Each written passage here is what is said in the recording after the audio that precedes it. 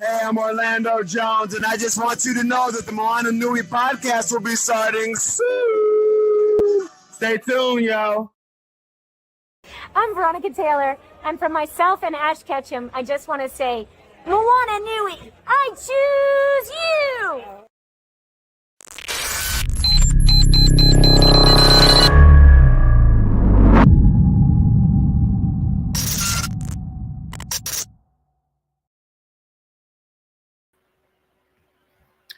Aloha, my kako. Welcome to this episode of Moana Nui Podcast, where we will be talking about social media through a cultural lens. And so my name is Pauahi Souza. I will be the moderator for today. I will introduce our panelists for today, or several of our panelists. So Kamaka Diaz is a Kanakamale from the Big Island of Hawaii. He grew up in Hilo attending Hawaiian immersion schools all his life until moving to Kaiser High School on Oahu his senior year. Before leaving to Madagascar to volunteer in the Peace Corps for 3 years, Kamaka attended the University of Hawaii at Manoa and graduated with a BA in Communications and a certificate in Spanish. After returning home from the Peace Corps in 2019, Kamaka started a campaign called the Race to 50K, where he paid off $53,757 of student loans in 1 year. Currently, he is the director of outreach for Hawaiiverse and host of the Keep It Aloha podcast, a podcast that has over 59,000 followers on Instagram. Welcome and mahalo for joining us, Kamaka.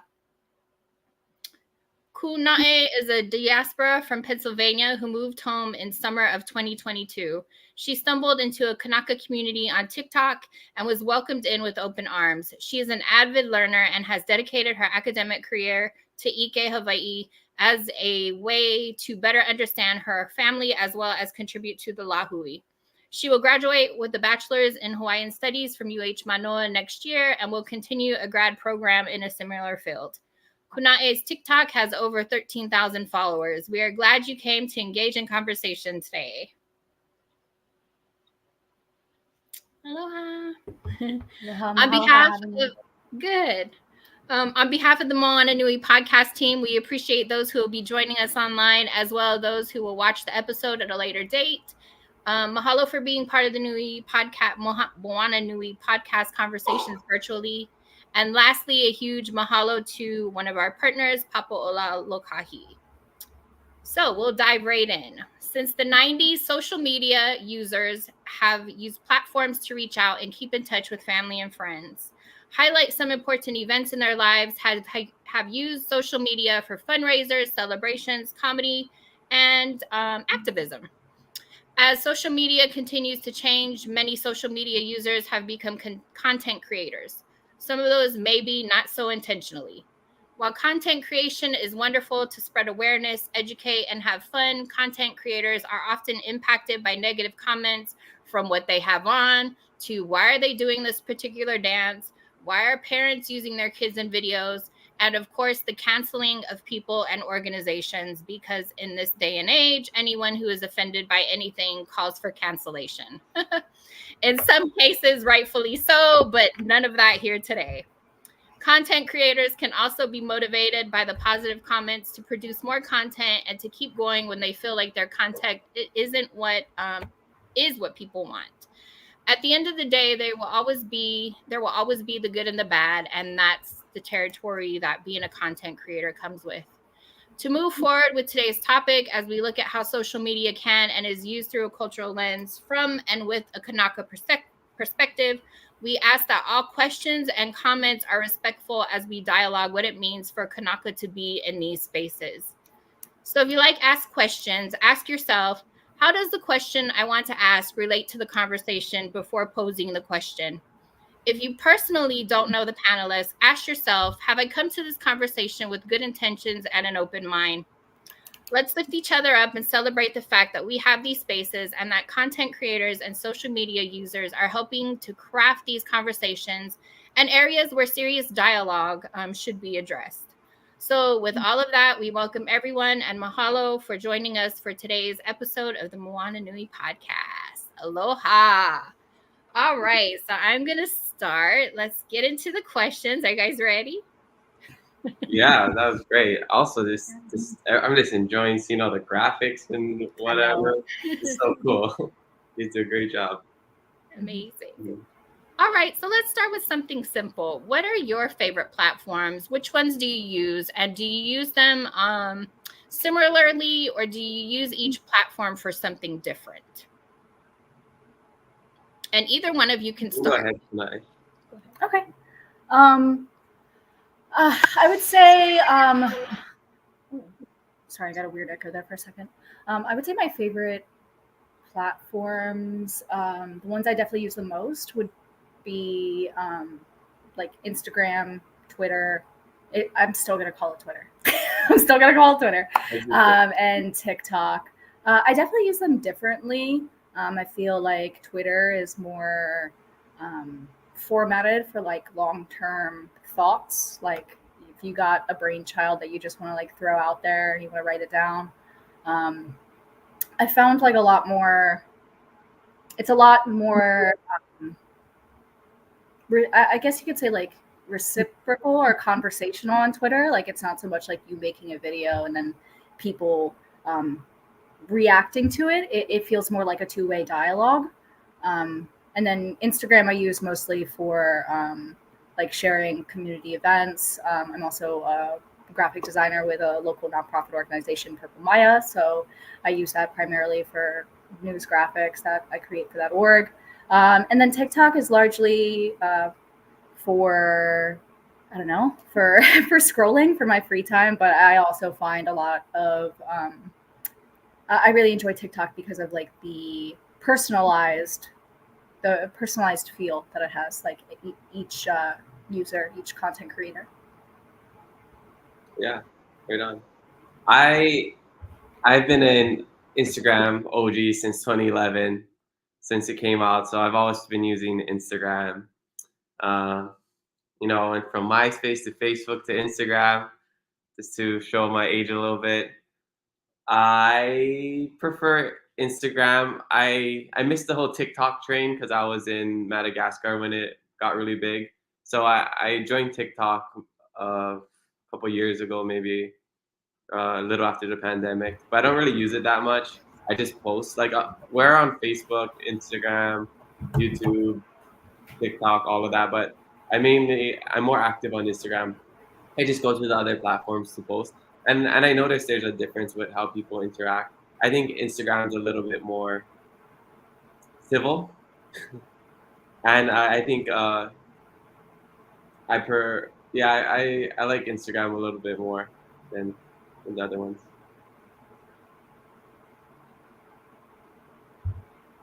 My cut-y. What I like about both of your content is it's funny because I have a TikTok, but I don't. Right. So like there's no content on there and Right. I rarely look at it unless I'm like looking for something.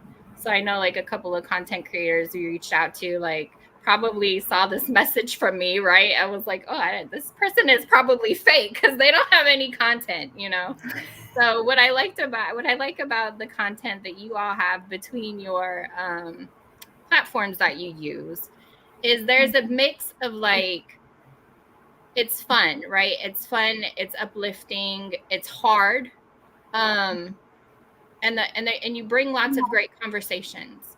But I just spent like a couple hours like looking through all of your all's content and just kind of like smiling or agreeing or disagreeing, with some of the things that were said. So I really appreciate that both of you bring such great perspectives on a lot of stuff, right? And so I think it's hard for people to understand what it's like to be a content creator, right? And so that will bring us to our next question. So what do you wish people would know about being a content creator or posting your thoughts or ideas that maybe you've never had a chance to share before? Like, why do you post the content that you post? And have you always had like a clear audience? And maybe at what point, did you realize like your content was a lot because you started having a lot of followers? So just kind of maybe those questions if you want to unpack some of those. Mhm. Do you want to go first for this one, Kamaka? Yeah. We can take turns. Yeah, for sure. I think I kind of, like you said in the intro, like some people stumble upon it. I kind of just stumbled upon it. I never asked for a following or really wanted a following. I've just always just posted my life to social media. So becoming a content creator was just, it kind of happened naturally. And even when people call me an influencer, I'm still like, I guess. Because like I'm really, I'm I love in-person conversations and real interaction. So I don't love social media. I just know that it's important for business, and I know that it's important to leverage it to share messages. I think one thing people don't know about content creators is it takes a lot of time. You're constantly working, constantly thinking about what to post next, and not necessarily something to post for like clout, but something to post that's impactful and maybe relatable to people. For for me, I think it's just it's a way to relate to people, and that's like the biggest message that I want to share and just share perspectives, whether you agree or disagree. I I think being a content creator, you takes a lot of courage because you're putting yourself in front of the eyes of a lot of people that you don't know. Even if you have a small following, that video could go viral and it could start popping up on people's explore page. And without the right context, people are just gonna take that and maybe not like what you say, or you know maybe like what you said. But I think it you need to be vulnerable and be okay with being vulnerable, and definitely have thick skin, because regardless if you're doing something that you feel is right, that's not always going to resonate the same with other people. So I think that's the biggest message, and half the accounts are just troll accounts. Yeah, exactly. That's I agree with a lot of what you just said, Kamaka. As far as like my journey to content creation, I really started my TikTok as like a kahea for help. Like I was like, no, the only Hawaiian that I knew of living on the East Coast. I'm like, okay, I want to move to Hawaii. How do I do that? So it was really just me making videos about like, like, oh, I found this article about this person. Like, where can I learn more about them? Or do you have any documentaries to recommend for me? And people were so gracious with all the resources that they gave me and resources that they sent my way, that my page kind of ended up turning into like a vlog of me stumbling through the journey of like finding out what it means to be Hawaiian, like more so than just a flag or Lilo and Stitch, which is honestly the extent of like what I knew before I like went on my deep dive journey that started in like October 2020, which is around the same time I made a TikTok. So it kind of started as just like a vlog of like, yeah, like these are the hiccups that are coming with me trying to move home, like having to figure out how to ship a car out of the country, and like bringing my cat with me, and like all the paperwork with that. And it kind of turned into a resource for other diaspora who were also looking to move home, or didn't think that they could move home, or didn't think that they would be accepted if they did. So I much like Kamaka said, like I don't really enjoy social media, but I know it's a really good avenue to get out information, especially information about things that mainstream news medias won't touch, that they don't want to talk about. And it gets to a point to something I wrote down here was that like it gets to a point where your content kind of takes on a life of its own outside of you as the person. Like, yes, you created it.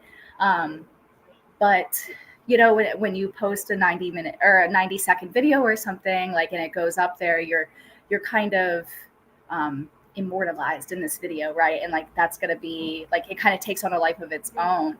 And that can be, like you said, you have to have thick skin. That can be a really tough part of it. People taking snap judgments from what they see online, or even like despite having a following and like a content creator page, like I'm a pretty private person. So sometimes people come up to me in person, and that takes that's really shocking to me. People would be like, "Oh my God, like I love your content." And I'm like, "Oh," and then I'm like, okay, like parasocial relationships is like another thing to have to navigate. Like these people, I am vulnerable on my page, so like they feel like they know me, but like I'm much more than what I post online. So yeah, just it's an interesting day-to-day adventure. Yeah, for sure. Okay. So do you have any dialogue between each other? Did you want to say I something? mean, I agree with what Kūnaʻe said, and I'm also a very private person. Even though I share majority of my life on social media, there's still a lot that I don't show, and it's just because I like to keep things private, and I like having my peace. Yeah. And Yeah, I think peace. that's another part that's important. Like if somebody's wanting to be a content creator, is like understanding that like you can be vulnerable, but you still have to have boundaries at the same time. And that's a delicate balance to strike, because like, yeah, I want to like be vulnerable and be relatable to you, but also no, you can't know where I live. Like somebody commented where I live recently. Yeah. wild. When I had that one video that people didn't like, somebody was like, "Yeah, he lives Aina Haina. If anybody wants to go find him," and I was like, What is wrong with people? "I know, it is what it is. I'm gonna move out soon, so it doesn't matter." Yeah, exactly. And you have to. Yeah, Yeah, but that's like crossing the boundaries. absolutely. Yeah. It kind of reminds me of Kama, you just had a Wahine on your show, Keep Aloha podcast. One of these things that she said that kind of resonated with me was like, social media is real, but it's not real. Oh, it's fake. Yeah. Yeah. And I was like, oh man, there's so much like kind of truth to that, right? So like, how much do we show up with our whole selves to our programs or our respective platforms? Yeah, so kind of thinking about what you just said, like how much of it is true, like how much of it is a facade, right, that we see, not your content, but just in general, like a lot of content that we see. So all right, sorry, I don't know where all that noise is coming from, but I'm gonna move on to the next question. So how important is it for Kanaka culture to be highlighted on your social media? Do you hope that what you share may spark the interest of someone who may or may not be familiar with you or your stance?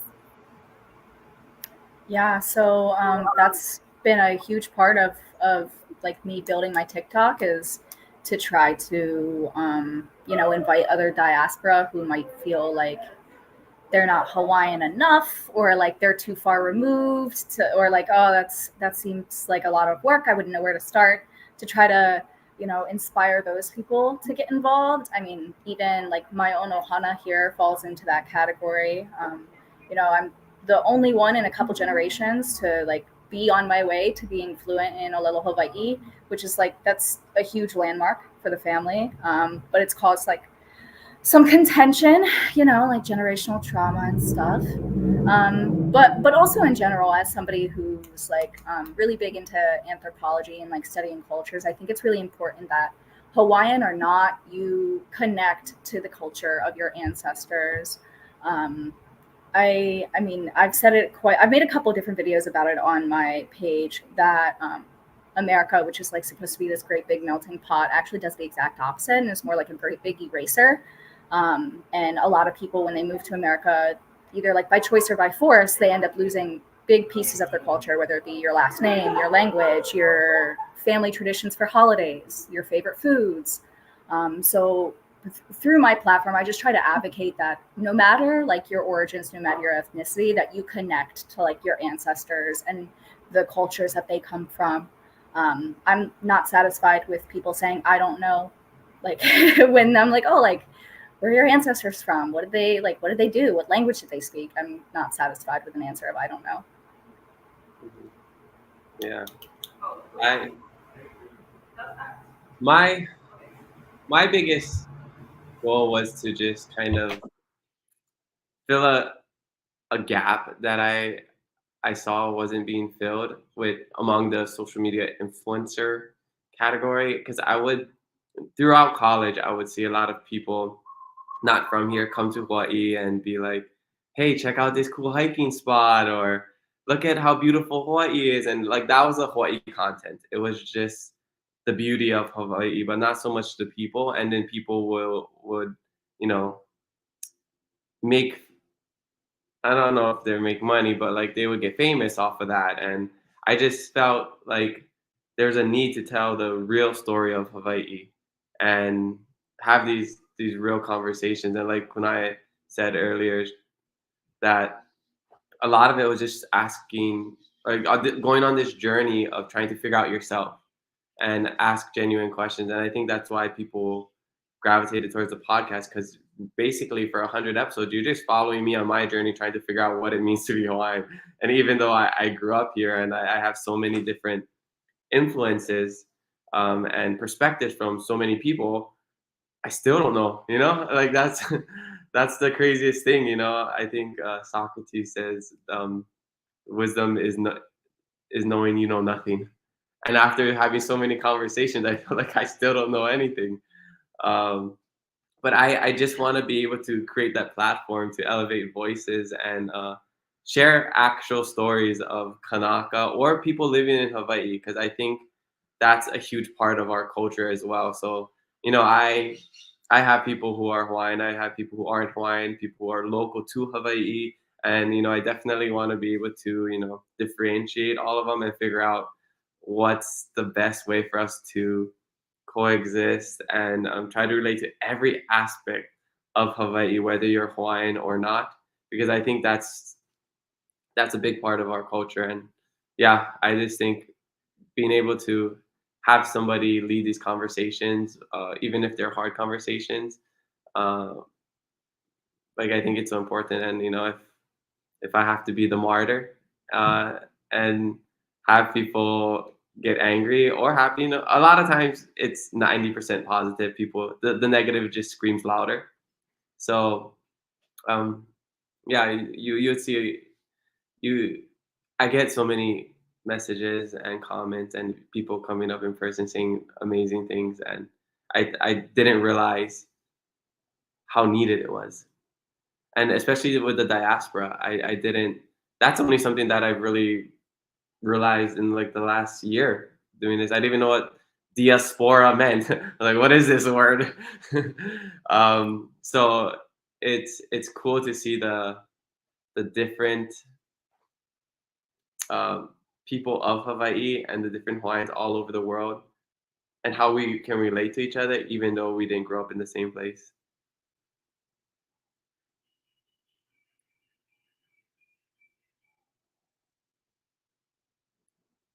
I think you're muted.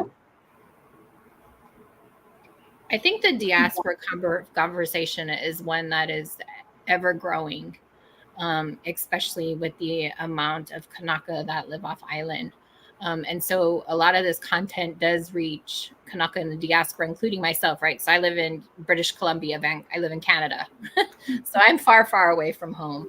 But yeah, a lot of this content, I can speak to a lot of what you all were saying, right? So like I grew up knowing I was Hawaiian, but then as I got older, it was like, what is this place, right? And so every time I would go home, I hated Hawaii. Like when I was young, I just hated it. And it wasn't until I was in my 20s where I was like, it just dawned on me, you know, like, wow, this is where I'm from. And that's because we went hiking up to the pillbox, Kailua pillbox. At the time, there was no tourist on the pillbox. Like, I think me and my cousins was the only ones that went hiking up there. And this was like 90 something, maybe 2000s. But it was rather like we was the only ones up there. And so just seeing how that has changed in just that short time frame, right? And so like understanding it was then when I went up and I peered over and I saw the whole Enchanted Lakes area, and I was just like, wow, this is where I'm from. Right. And so like when I hear Kanaka and the diaspora now, like I just met this Wahine the other day, and she said to me, she said, you know, I'm Hawaiian, but I'm not Hawaiian. She said, I went somewhere and they told me that I wasn't indigenous enough for here, so I'm not allowed. And I was like, you don't ever let anybody take that Hawaiian from you, you know? And I think these are the kind of conversations that we're having in the diaspora, is like, who is Hawaiian enough, right? And so I really like the fact, Kamaka, that you said, like, I don't even know, you know? It's one of those things that you have to like find out for yourself, right? And so like that is the work that we have to do individually. I commend Kūnaʻe for going home. So many people want to do that, you know, and yeah, just like knowing your story now. And, you know, I sent you that email and was just like, wow, you know, I'm so glad you came, because it's just, I think it's hard, but when people see that you can go home, I think it gives more of it pushes people to be like, okay, there is this narrative about us that we can't go home, that we can't afford it, that we can't do this and we can't do that. But there are so many people at the same time that are returning home, you know, that have been diaspora for 20 years. My mom was diaspora for 16 years. She went home, you know? So, I mean, I think these are just a lot of conversations that are good that you all bring in your content. So mahalo for all of that. So Kamaka just hit on something that I think both of you can speak to, because I know you talk about this Kūnaʻe and some of your duets or your stitches on TikTok. But Hawaii is often portrayed as some memorable vacation spot and a place where non-Kanaka or generational local content creators will share incorrect information about Hawaii. And so they'll share our sacred spaces, they'll share our turtle, you know, our whole news, they'll share the monk seals, and they'll share everything that we would probably not usually share. So what are some things you wish people knew about Hawaii that you decided to share on social media that was correcting non-Hawaiian content creators? And so, like I mentioned with Kūnaʻe, this feature is often seen on TikTok as a stitch, or I think there's something called a duet as well. It might be TikTok as well. So, yeah. Yeah. So, two of my videos immediately come to mind, and they're two that blew up the largest because I was like very angry in them, which that always seems to happen. The videos of mine that do the best always seem to like involve me being very passionate and usually cursing at the camera. But the one video was about this one girl who posted a video of like, wake up with me for a day in the life of a UH college student, and she's living in like a multi-million-dollar condo facing Magic Island with like a $900 espresso machine in her kitchen. Like like it's just not relatable, but like they it furthers this idea of like Hawaii as a paradise and da da da da da. And another video was it was in response to, I think I actually stitched KHON News because they were talking about like the second stabbing in the same block radius to happen in Waikiki within like 6 days or something. It's like 2 stabbings within a week in Waikiki. And I stitched it and I was like, listen, like Waikiki is it's branded as a place. You know, it's I'm very into anthropology, so one of the things one class I took was like the anthropology of like capitalism and like consumerism. So one of the things we talked about was like how you can brand a place, and like the example that was given was Disneyland and Disney World. So like they brand Disney to produce a specific image. Like all their workers have to do specific things. They pump fake scents into the park. They operate almost like their own little country, almost like the Vatican City. They're very independent. It's interesting, but Waikiki has been branded almost exactly like that. It's like branded as a place for people to come visit and have like their island paradise experience. They even have like Aloha ambassadors on the streets who just stand there and ask you if you need help. Meanwhile, like I used to work at a ramen shop in Waikiki. And this is just a year ago, so it's not like it was that long ago. And every day my shift would start with my manager saying, hey, just to let you know, some guy got shot with a crossbow last night about 3 blocks from here, so just be careful when you walk to your car. Hey, just to let you know, there was a guy who had a 6-hour shootout with cops about 5 blocks from here, and it ended with him getting shot to death. So just be careful when you walk home at night. And like hearing that every day while I'm watching literally millions of people walk around me with like small children and babies in their strollers, and like, oh my gosh, this is so beautiful, this is paradise. It's such a dichotomy. It's so different. It just feels like we're not living in the same reality. So then like when I brought that up and I was like talking about that, people were like, what do you mean it's dangerous? Like, it's not dangerous down there.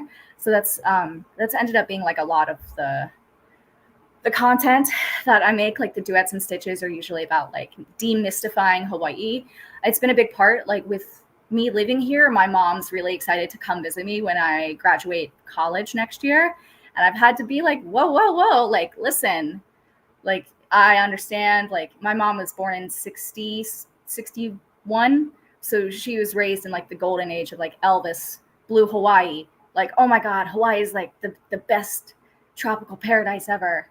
And I'm like slowly like, hey, I hate to pop your bubble, but like it's not gonna be like that. Like you're gonna walk out of your hotel and there's gonna be like 17 homeless people and like right in front of the lawn in front of you. And her response was, they're not gonna be right out front, are they? I was like, no, Mom, they will be. Like they will be, and you have to be prepared for that. So yeah, just that's what I focus a lot of my energy on, like trying to demystify this place as like the answer to all your problems. Mm-hmm. Yeah, totally. Very good points. I mean, so leaving Hawaii is when I first started to appreciate Hawaii and everything that it has to offer. And when I leave, I don't miss the beautiful mountain ranges and nice weather. And, even though that's nice, I miss the people. So I think what makes the Hawaii is the people. I mean, without Hawaiians, what's Hawaii? It's just just a tourist destination, and it is paradise. It really is. Like, don't get us wrong, it's beautiful and the food is great. There's so many things to do. I can't disagree that it's not paradise. Sometimes I take it for granted, and I'm always reminded when I do certain things, even touristy things. One of my podcast guests reminded me, like, locals should do touristy things too, because there's a stigma of like not going to Waikiki or not doing touristy things because it's touristy. But I don't know, go snorkeling, and then you're gonna be amazed how amazing this place is. I just did that a couple months ago, and I was like, dang, I should do this more often. But that being said, there's layers. There's so many layers that isn't shown. It's like the iceberg metaphor. Only 10% of the iceberg is shown. 90% under the surface.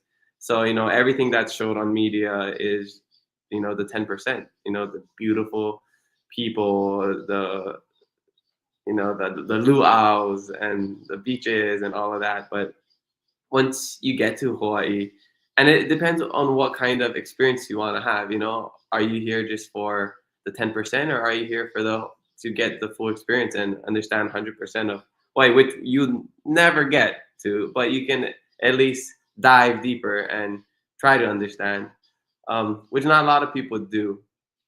So, I think the biggest thing is just keeping it real. I mean, that's what keeping it aloha to me is keeping it real, being honest. And like Kūnaʻe said, like, yes, you can come here, but just like adds up. You're going to see homeless people. You might see drug use. You might see drunk people. Like, we have all the problems that other people have.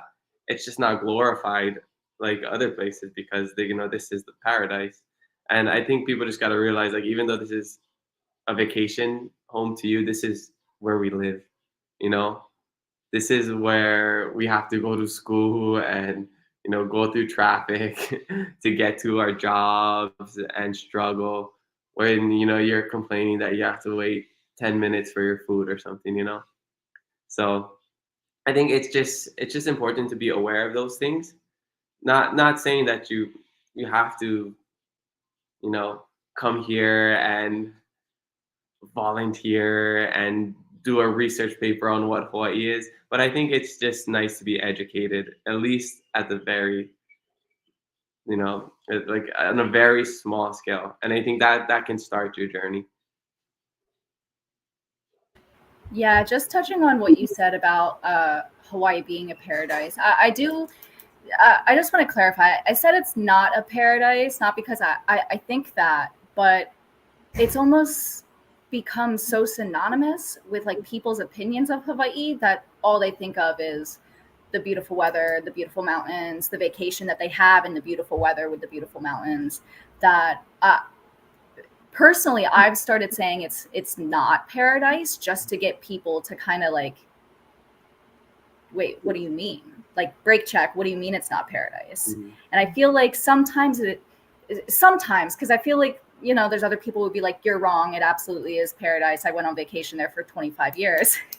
But no, there will be people who like, they hear that and they're like, skirt, like, what do you mean it's not paradise? And sometimes it opens them up a little bit more. Like I had this recently with one of my ex-coworkers. I haven't worked with this guy for, I don't know, 8 years. I haven't seen him in 5. And he reached out to me and he was like, hey, how's life? How you doing? And I said, oh, good. I'm studying Hawaiian studies in Hawaii, getting to know my biological family here. And he was like, oh, I love Hawaii. I did my honeymoon there. It's such a beautiful place. Like, Hawaii's the best. And I was like, hey, I was like, yeah, but since we're friends, I'm going to burst your bubble and tell you that, like, our water is poisoned and, like, Red Hill's a thing and XYZ. And his first response was, how can I help? Mm-hmm. Like, there was no, like, if, ands, or buts. There was no, oh, but the weather. Oh, but the food, but the hula. It was, how can I help? Mm-hmm. So that's what I mean. Like, I feel like sometimes people hear you. Oh, sorry. Mm-hmm. I'm at work. Our lights are on automatic timers. Yeah. But no, yeah, I do, like, I agree it's a beautiful place to live.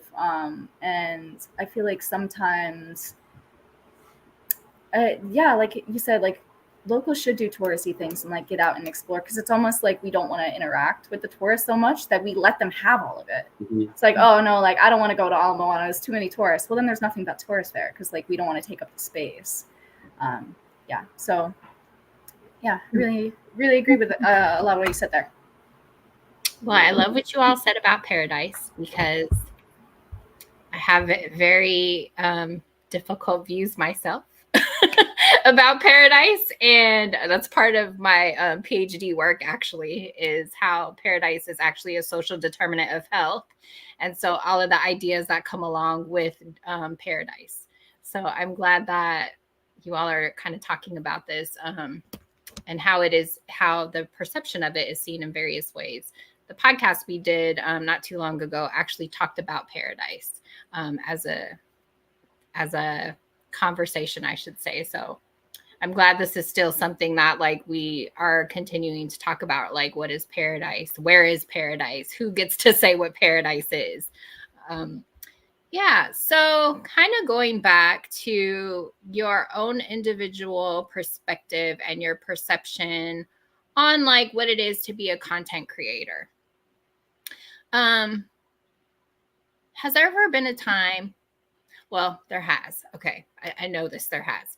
So for both of you, there's been a time where you all have kind of separated from social media, even if it was just for a couple weeks. So does it make you feel bad when you step away just for a couple days or for a couple weeks, and why or why not? Self-care is important. So I want you to consider this as an area where you're like taking maybe a mental health break from social media, or maybe just a break where you're like, hey, like I'm involved in everyday life as well. So like I need a break so that I can take care of my kuleana, right? So yeah, so that, but I also wanted to answer, or there was a comment, I don't know if you all saw it. Uncle wanted to know what stitch was. So can you explain that real quickly, Kūnaʻe? Yeah, no problem. So the two features that we talked about were stitching and duetting. So stitching is you get to basically edit part of their video into your video. So you can pick like, there's a limit, but say you can pick like a 10-second hot section of their video and then stitch that and then make your own TikTok video for that 10 seconds of information. Versus a duet, it would be kind of how we're set up here. It would just be like our two screens side by side on their phone, and both videos would play simultaneously. So that's the difference between the two there. I just learned that. Nice. Thank you. I didn't know what the difference was. I knew I've seen both videos, but I didn't know what they were called. Okay, mahalo for that. And then did you all need me to re-say the question? So does it make you feel bad when you must walk away from social media for a couple days or weeks? Why not? And I want you to consider this as like a mental health break, or a break that's like, oh, I have kuleana I need to take care of, right? So like I have to step away for a little bit. Yeah. So how does it make you feel? Yeah, I mean, I can speak on this because when I did the race to 50K in 2020, I posted my whole life on social media every single day, morning through night. I shared every single job I did, every single dollar I made, every dollar I spent, like everything. My whole life was posted on social media. I didn't miss a day. Plus like a daily recap on Facebook that I shared on Instagram as well. So during that, doing that, it taught me a lot about self-care as well, you know, and it was very tiring, and I feel like, but I'm almost callous to it now, where I know that I'm capable of doing that. That's why I've been so consistent with posting for the podcast and everything. So it did teach me a lot, and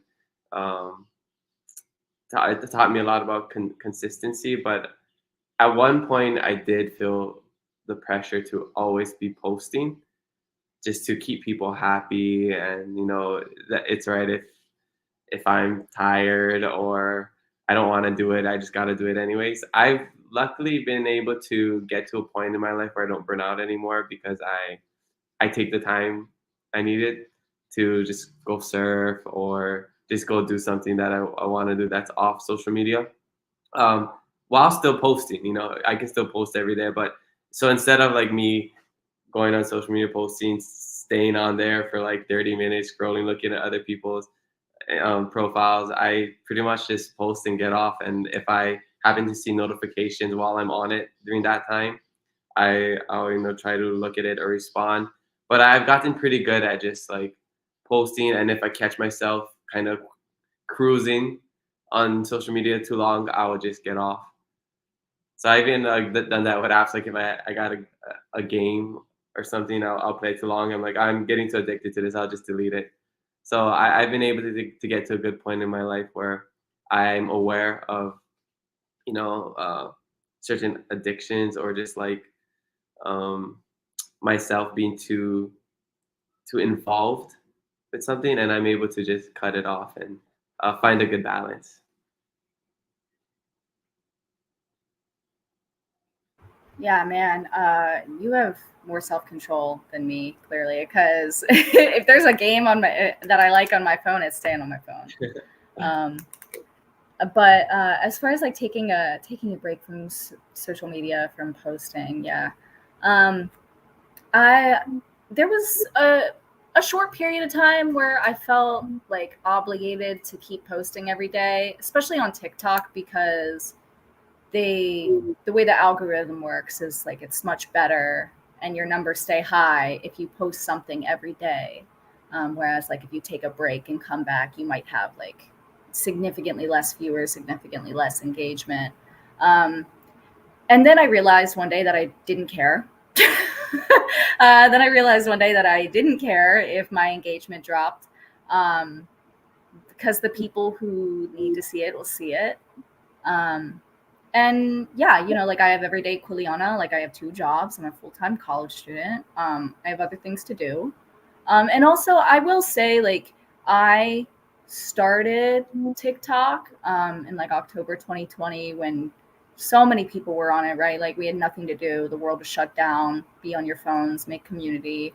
And then, you know, like, so I built up my TikTok and the community that I found myself in there, and it kind of became like my little place of refuge, my little pu'uhonua, right? And then Lahaina happened. And that spurred a bunch of conspiracy theories that were all over TikTok. I couldn't escape it. It was all over the targeted For You page, not your following page, but the ones that they think you want to see. Like, no, I don't want to see people talking about Jewish space lasers. Like, and it was just nonstop, to the point where I found myself dedicating way too much time to like response videos for stupid conspiracy theorists who have probably never even been to Hawaii. And it really changed.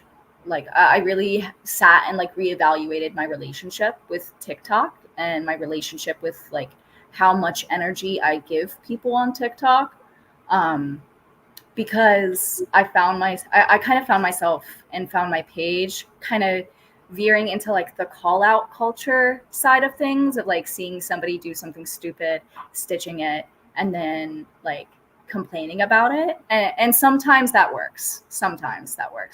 But that's not what I wanted to, that's not like what I built my page to be. And like seeing like all these theories, all these very not backed by fact theories after something so tragic that took people's lives was really like a hard line in the sand for me. And I took a break for like almost a month after that happened, just because I kind of felt like, you know, like it was my place of refuge. It was my place to create community. Like Kanaka TikTok was very like tight knit, but also kind of like not beefing with anybody else. Like we were kind of left to be our own community. And then like when this global attention came because of everything that happened, it really shook things up. And so yeah, like since then I've really evaluated like how I interact with TikTok, and I try to keep much more on the track of like academic-y, like things that you should know, educational type of videos. But no, I definitely don't feel bad about it anymore. I used to care, and then I stopped caring about like my numbers or engagement numbers or whatever on TikTok. Yeah. One thing I want to add, like how I shifted my perspective of using social media, is it kind of went from more vanity to more business. You know, like throughout college, I'll post my stuff on a hike or whatever, and then now it's just become more just like sharing the highlights of my life, of course, but like with the podcast, I see it as business. It's work, you know. Like even though I don't want to be on it every single day, and I know it's only temporary. Everything's seasonal, you know. It's not gonna last forever. I'll get somebody to do it eventually, but I know there's a job to be done. So if you look at it like this is my work, you know, it's like you got to show up to work every day, right? If you don't show up to work, you're not going to get paid. The deliverables aren't going to be done. So how I look at it now is just like social media is just work for me.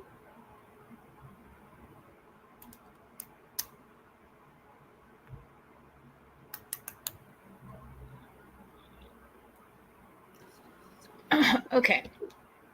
So, all right. So my next question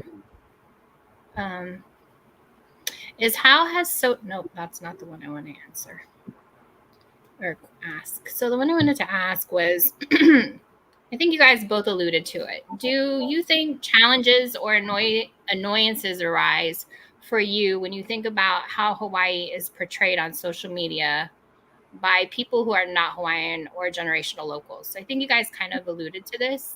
And what kind of challenges or annoyances kind of arise for you, or is this like something you don't even think about?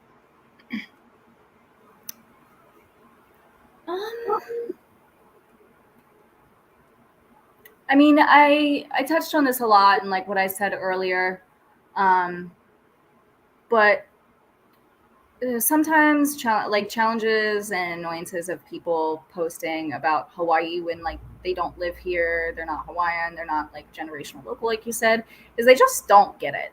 Like they really expect Hawaii to be like everywhere else, especially like they really expect it to be like California, a lot of them, and then a lot of them also really expect it to be like other like major metropolitan cities not in America. Say like Sydney, Australia is another good example. But yeah, like they'll post about like, oh, I just don't get it, people here take their time, I don't know why it takes so long to get out of the Safeway line. Like you just don't get it. Like yeah. So that's like I think if I had to wrap up like my annoyances or like my challenges with seeing people post stuff like that, yeah, it would just be they don't get it. I'm kind of at the point in my life where just let them be. The only thing you can do is educate them. So I try not to get mad at people. I just, try to educate them. And if they don't want to take that knowledge, then that's on them. All you can do is control yourself. You can't control other people. So, if you want change, then be the change. I think that's kind of where I'm at. I don't want to try to control people and tell them what to do. Not even trying to change people's mind. You can only make them think, and like right. Through our platforms and with our content, that's all we can put forward. And whether they want to take that or not, that's up to them. And I don't think we have to explain ourselves to people who only want to misunderstand us. That's like you said earlier, like everyone's on their own personal journey. If you want to reconnect, that's a personal journey. If you want to define who you are as a Hawaiian, that's a personal journey.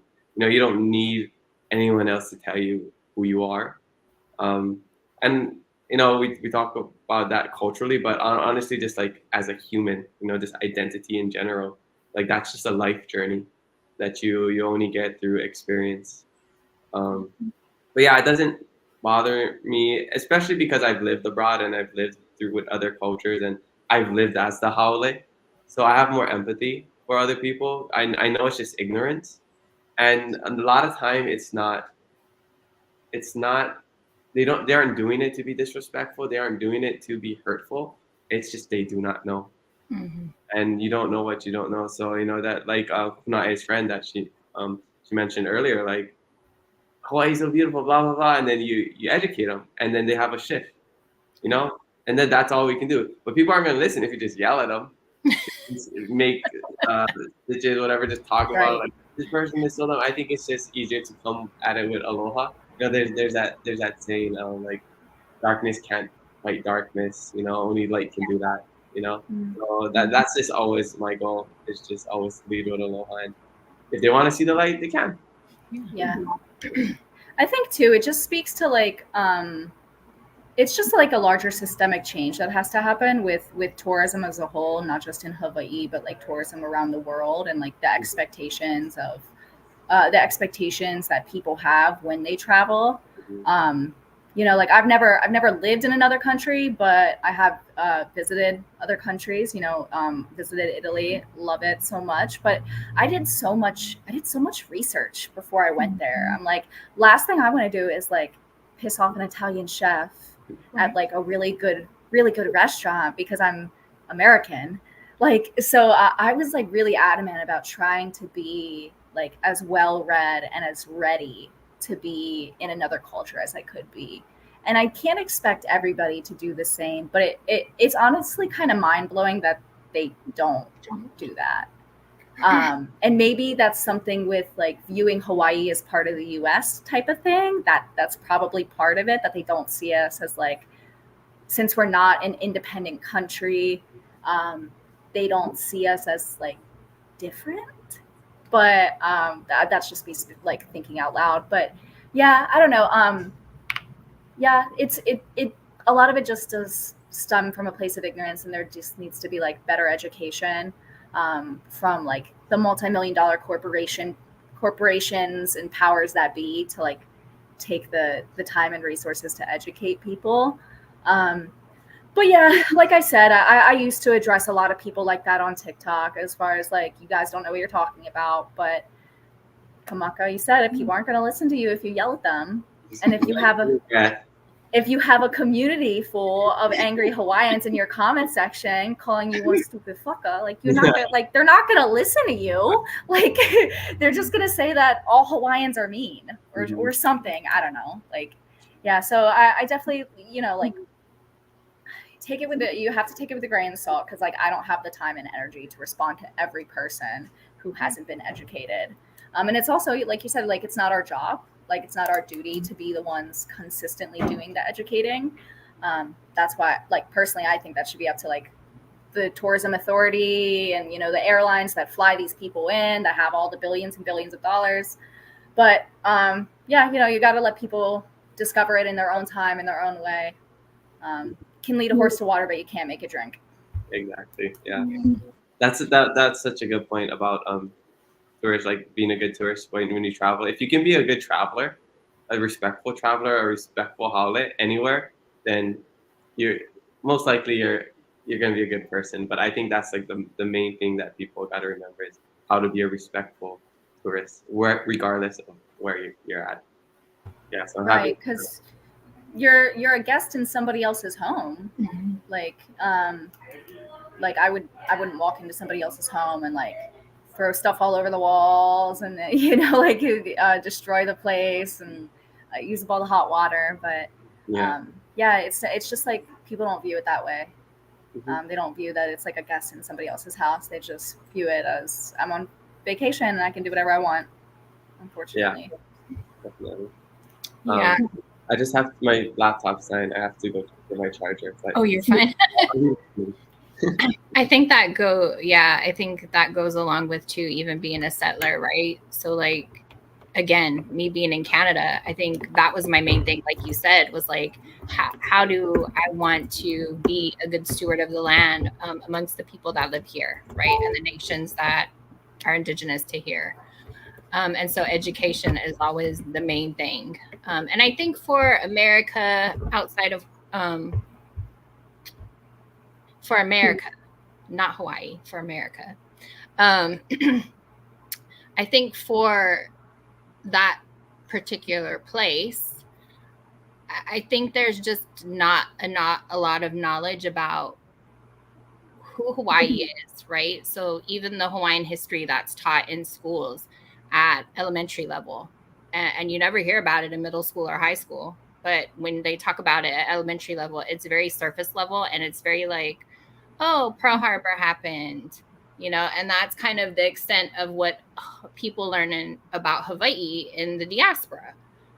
So just kind of thinking about all of the things that you said, both of you have mentioned. So do you think the proximity to Hawaii makes social media content more educational when it's a bit easier to access cultural traditions, practices, etc. in Hawaii? Wait, I don't understand the question. So do you think the proximity to Hawaii, so like you both being in Hawaii, do you think it's easier to make educational content because you have access to it in different ways, right? So you have access to the cultural traditions, the practices that are going on, the sacred places. You have more knowledge. You can access archives if you need to at a quicker, easier level. Do you think that that proximity to being in Hawaii helps to expand the education of Kanaka there as well as Kanaka in the diaspora? Because if we're being honest, I mean, there's lots of Kanaka in Hawaii that don't know Hawaiian history, right? So like, do you think being there makes a difference? Yeah, I mean, I always say proximity is the best wingman, and whatever way you want to look at that. I mean, I've been so blessed with, a Hawaiian immersion background, Hawaiian as my first language.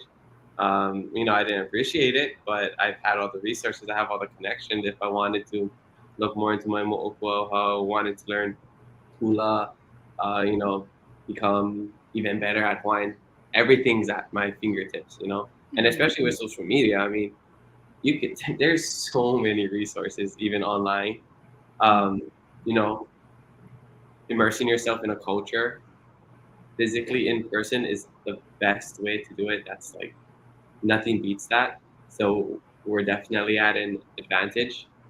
But like what Kūnaʻe did, and like Kiliona, one of the past podcast guests I had, if that's something you really want to do, you figure it out. You figure out how to get here. You figure out the appropriate steps to take to educate yourself and really reconnect. But yeah, this is a conversation you have to have with yourself, but the best way is to do it here, Yeah. So there's no better place to be Hawaiian than Hawaii. Absolutely. Yeah, I don't really think there's any substitute for like being Hawaiian in Hawaii, like the resources here. And the crazy thing is, like, there's resources on the continent for diaspora, but the communication, there's no coconut wireless on the continent. Like word just does not travel the same way, to the point where I found out, like, I think it was literally like 2 or 3 months before I moved to Hawaii, I found out that there was a halau 45 minutes from me, and I never knew.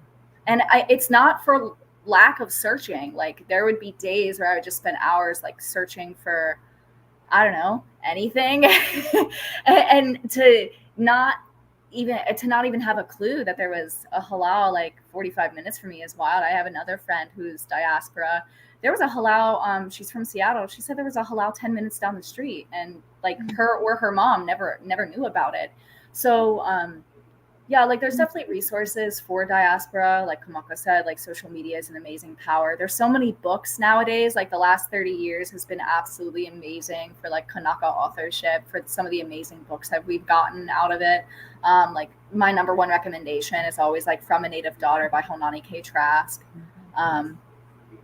But yeah, like, you can't replace it. Like, there's nothing that can replace like learning the mo'olelo of Manoa while you're standing there, like standing at the Kanawai, taro farm that they have on UH Manoa campus, as they're telling you about like the mo'olelo associated with the development of this taro patch back in the day. So there's really no substitution for it. But I will say, like, it's definitely been easier being here, but I'm always advocating for like more resources for diaspora, always advocating that there's like more things available for them, not in Hawaii, because yeah, I made it home, but it is very expensive. People have families and shit, and sometimes it takes years longer than others. But yeah. Okay, so that's good for both good for both of what you were saying. Somebody has a question related to what you all were just talking about. Have you both had to post content about do's and don'ts to educate Malihini, to clarify topics, traditions, and unwelcome behavior? If so, describe the scenario and how you address the topic. Yeah, so one that I'd say, like, I probably bring up the most, and it's a pretty simple one, is like reef safe sunscreen. And especially like the whole marketing of the island of Oahu, where like there's reef safe sunscreen, but it's technically not reef safe because they just changed the name of 2 of the chemicals and put them back in. So that's probably one of like my number one like do's/don't tips for people if they do come visit, is like, make sure the sunscreen, it's not, even if it says reef safe, like, make sure it actually is reef safe, because unfortunately that little stamp of approval means nothing on this island. Yeah, I was blessed with an opportunity to work with a really big content creator called Markion. He came to Hawaii, and lived with me for a couple of days. So we did a really fun video of educating people on what Hawaii is actually like. And then we did some fun content like 20 something things people in Hawaii do, or 7 things not to, or haules do, or not, I forget, something like that. It's on my Instagram. But I think using comedy, making it a little bit more fun and digestible, I think is a good way to do that. So just like that video, it went really viral, and basically just manners, like have good manners. I mean, if you think about it, the do's and don'ts, we're saying have aloha, or saying be kind. We're saying don't litter. Okay, yeah, don't be an a-hole and throw your trash on the ground. Like it's all just, we're all just talking about good manners. Like, so wherever you go, whether that's Hawaii or not, like the do's and do nots, do what you think a good person would do. Don't do what a bad person would do. Be respectful. So I don't think it's that complicated, to be honest. Just people don't have that upbringing all the time. Like for example, in Madagascar, they would just throw rubbish on the ground, because that's just what they're known for. So seeing that and being able to know that people just don't have that, people don't think the same way you do. It gives you empathy, but still, you don't have to like it. I still don't like it, but yeah, I think at the end of the day, the do's and do not, just be a good person. So thinking about how Hawaii has been involved in the media lately, at least maybe since 2015, and even before, like before social media. So when we think about like groundwork, grassworks movements, right? So Mauna Kea, the education that's going on Maui, and some of those kind of issues that we have on Hawaii that people may not know about, right? So like even Red Hill and all of those things that are going on. How has social media been beneficial for on-the-ground movement work? So think about this in terms of like social justice movements, nonviolent direct actions that continue to take place on Hawaii Island and Hawaii as a whole. How do you think it is received and portrayed outside of Hawaii? Yeah, I think it's great. I mean, just for the awareness aspect of it, just to share a message. I mean, look what happened with Lahaina. So many people shared the story, celebrities, people that don't live here, people on neighbor islands, people on the continent, internationally. I mean, it's such a powerful resource. I mean, not only for us to just to stay connected. Like I'm in Hawaii, you're in Canada. Look, we're having a one-on-one conversation. So be able to share a message, it's very powerful, and people should use it. Whether that's through business, through social activism, anything else among those lines. Share your message, speak your truth. I mean, if it's to 100 followers or 1 million followers, if it helps one person, I think that's great. Do you ever feel like people inside of the movement, because I see this a lot, as far as like people in the movement and like just social media content creators in general, do you ever think there's a time where people feel like they have to defend themselves or defend what they said? I think that's a natural response. Is I say something somebody doesn't understand, so you want to try to make them understand. I mean, I think I felt like that a lot, wanting to respond to people, but like, and I want to say this in the nicest way, like, you can't argue with stupid people. Yeah. Like, you're never gonna win that argument. So that's why I said earlier, like, just let them be. If they want to misunderstand you, then that's fine. I think it just takes a lot of self-control. It's very hard. So even if TikTok is one of those platforms that it doesn't always reach your demographic audience. So you could be talking about Lahaina or Red Hill or anything Hawaiian, and then it reaches somebody who's like, oh, look at these Hawaiians complaining. Stupid Hawaiians are racist. All they do is complain. Like that happens. And you don't always have to respond to everything. Yeah. I think that's the biggest thing. But it's very hard not to. It's very hard to have that self-control. But at the end of the day, just say it, stand by it, and the people who are gonna resonate with it will. Like I think Kūnaʻe said early on, like about engagement, like the people that need to hear it or want to hear it will hear it, and everything else is just noise. Yeah, absolutely.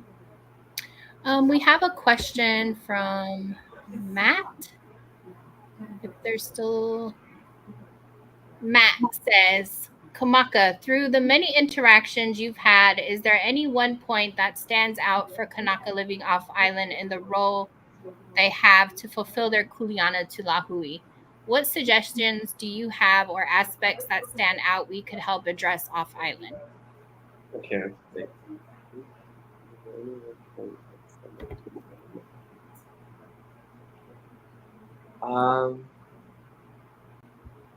I mean, I think the biggest thing that you can do if you're not able to do anything physically is just to be your best self and represent Hawaii. So if you're on the continent and you're saying you're Hawaiian, then know that people are gonna look at you as a Hawaiian.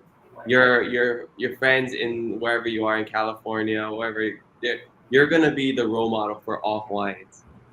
So you got to not litter. You have to, be kind to other people. You have to share correct information. I think the only kuleana is to really be a good Hawaiian, a good person.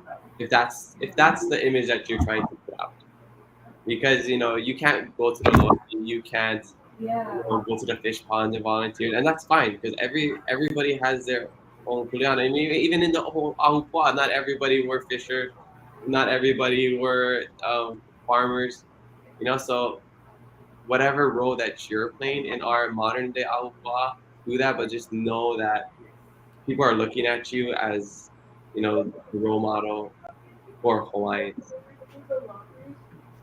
I think that's like the biggest thing, like the one thing you can do is just be mindful of that. And I think it's worth mentioning too, like you don't have to be in Hawaii to contribute to the Lahui. There's Choke Hawaiians living diaspora. You can support other diasporic businesses.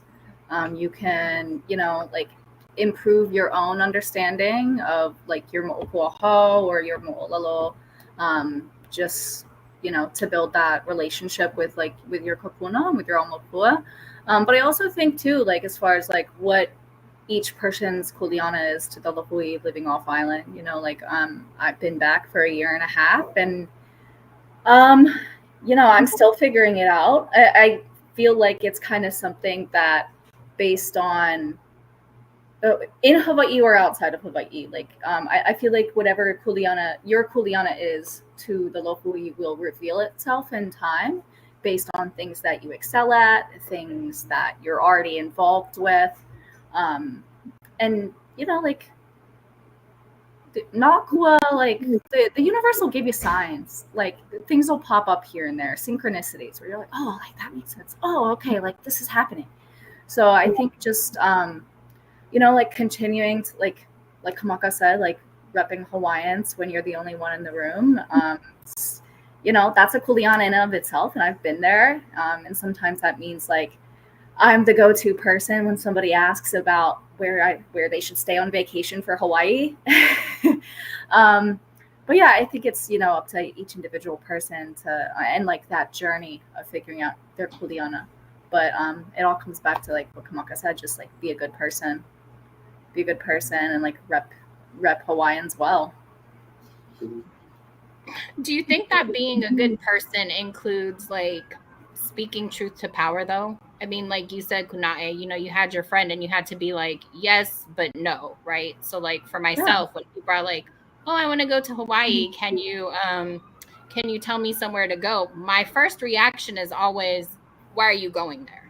Right. And so it's like a protective first, like, so do you think that being a good person also includes like speaking truth to power, basically? Oh yeah, like being a good person doesn't mean you get walked over like a doormat, which I think that's you know something that's a stereotype that's been portrayed on Hawaiians since contact, like since Western contact. They're like, oh, they're lazy, they never do anything. Oh, the overthrow happened and they didn't even care. They were peering out nervously from behind their blinds because they were so scared, or whatever it was specifically. But no, like I think you can be a good person and also show people like tough love. Yeah, like, and I think it would be more of a disservice if, you know, if somebody's planning their vacation to Hawaii and I don't tell them, or like, you know, especially depends on like what time of year they're going, where they're staying. Like, there's very real, like things like Red Hill aren't just like things that affect people who live here, like military families who live there. We're not told about this. So it affects more like things like that, things like Lahaina, right? It doesn't just affect people who live here. They have like extenuating circumstances and extenuating consequences that expand even to visitors here. So yeah, it's like balancing this like kuleana of like needing to educate people, but also like preserving and protecting your lahui, because it's, you know, there's way too many people. Like the islands just cannot sustain the amount of people that come in and out every year. And also like wanting to make sure that this person that you're talking to who like wants to go to Hawaii or something, like does it in a way that's safe for them and for the place they're visiting. Because I think there's a lot of like things that like a lot of dangers, I guess you could say, that are like within the idea of the tourism industry but don't really get addressed. Yeah. Mm-hmm. Yeah, I know. I saw a comment on the bottom saying like that's another form of aloha's protection. You know, I thought of the saying like, don't mistake my aloha for weakness. Mm-hmm. I think, you know, you could be a good person but still have boundaries. Absolutely. And, you know, being able to educate them, like, I consider myself a very nice person, but I'm not afraid to tell you that nobody eats pineapple pizza. Right. Yeah. Right. Let's go to some actual local places and get some real Hawaiian food, you know? Yeah. Mm. Or like, yeah, I'll tell you like what's going on in Hawaii. We have these real issues. Like, I'm not afraid. I think that it goes along the lines of just being genuine and authentic. Mm-hmm. So, you know, you could be a good person and still do all of that. Yeah. I'll give you a real world example that I had the other day. I was at a coffee shop, and you know, the coffee shop's run by my friend who's also Kamaka, but you know, their coffee shop is, you know, it's a coffee shop. Everybody from every walk of life comes in there. And this one guy started talking to me about a $15 million home for sale in Hawaii Kai. And he's asking me about why won't the realtor get back to him? Why won't they answer him? He has all this money, like him and his buddies are going to get this money together and buy this house. And the whole time I'm like politely listening, and I'm like, okay. In my head, I'm like, why are you talking to me about this? I have no relationship to this field whatsoever. And then it got to the point where, you know, I'm like trying to be courteous in conversation, because he's just trying to make conversation. He doesn't realize like he's, you know, making it very obvious our income differences when he's talking about a $15 million home. But he says, he got to a point, he's like, isn't it crazy? Like, I could rent this out on short-term rentals for a year and it would pay for itself. That's so wild, right? Like, I could pay off a $15 million home in a year. And I stopped him and I said, actually, it's disgusting. It's actually disgusting. And then he got the memo, and he was like, oh, like, I know I probably sound like everybody else trying to get my piece of the pie. I'm like, yeah, you kind of do.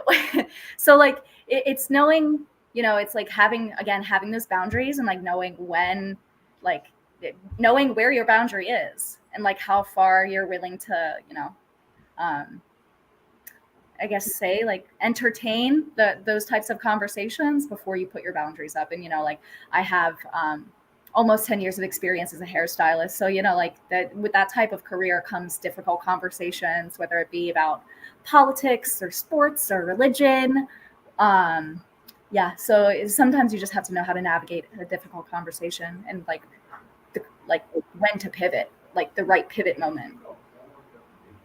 Yeah, it's funny that Kamaka brought up the pineapple pizza. I remember one time I actually was coming home from Hawaii. So I was coming back to Canada, and there was this couple at the table next to us in the restaurant, and they ordered Hawaiian pizza. And so I clearly had a shirt that had the Hawaiian emblem and like it said Hawaii and Hey Hawaii Mau Mau, you know, on the back of my shirt. They could clearly see it. And they start joking with the waiter. And so when the waiter walks away, I turn around and I say, or you can call it Brazilian pizza because pineapples are not native to Hawaii. And they all just kind of looked at me. And I said, I know because I'm Hawaiian. And they was like, oh, you know. And so when I left, I still stopped by their table and I said, you know, I hope you all have a good day, you know. And they were like, thank you, you know. And I think there are those moments, right, that it's just like, where is the time to pivot, you know? And yeah, maybe I shouldn't have said nothing to those people, but I didn't appreciate the banter about Hawaii that was happening, right? Because it was like negative and it was like, haha, funny. And it's like, you're actually like a Hawaiian sitting in front of you. So it was quite interesting. But mahalo for this conversation. We appreciate you all coming and talking story with us. Please do hang tight and let us know where we can find you at on social media. Kamaka? You can just find me Kamaka DS8 on pretty much all platforms. I think that's my username. But if you go to Instagram, you can find all the other social media from there. Mahalo, Kūnaʻe. So I am on TikTok as TikTok and Instagram as Third Culture Kanaka. And then you can find me on Twitter as Cultured Kanaka because I hit a character limit. All right. Mahalo for joining us again. And thank you for wrapping up this episode with us of the Moana Nui Podcast. Yes, no problem.